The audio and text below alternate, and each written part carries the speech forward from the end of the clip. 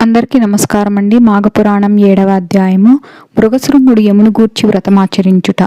ఏనుగునకు శాప విమోచనమైన తరువాత మరలా మృగశృంగుడు కావేరీ నదిలో దిగి అకాల మృత్యువు వాతబడిన 3 కన్యలను బ్రతికించు నిమిత్తం యమధర్మరాజును గురించి తపస్సు చేయ ఆరంభించాడు.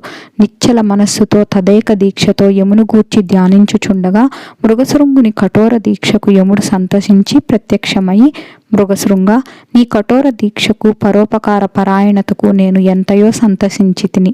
నా గురించి ఇంత దీక్షతో ఎవ్వరూ తపమాచరించి ఉండలేదు. నీకేమి కావలియనో కోరుకొనుము, నీ అభీష్టం నెరవేర్చెదను అని పలికాడు.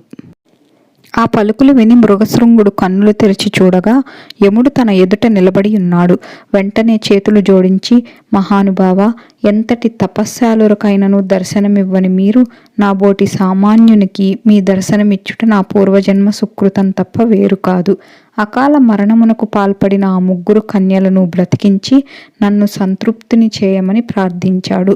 మృగశృంగుని పరోపకార బుద్ధికి, దయార్ద్ర హృదయమునకు యముడు సంతోషించి అతని కోరిక ప్రకారము ఆ 3 కన్యలకు ప్రాణదానము చేయనించి, మృగశృంగ, నీ భక్తికి మెచ్చితిని. నీ పరోపకార బుద్ధి నన్ను ఆకర్షించింది.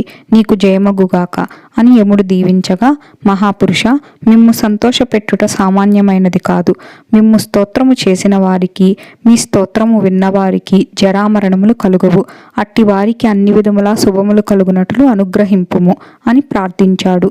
అటులనే నీ కోరిక సఫలము అగుగాక అని యమధర్మరాజు దీవించి అదృశ్యుడయ్యాడు. 7వ అధ్యాయం సమాప్తము. సర్వే జన సుఖినో భవంతు. మరలా 8వ అధ్యాయంతో కలుద్దాము. మీకు నచ్చినట్లయితే సబ్స్క్రైబ్ టు మై ఛానల్. ధన్యవాదములు.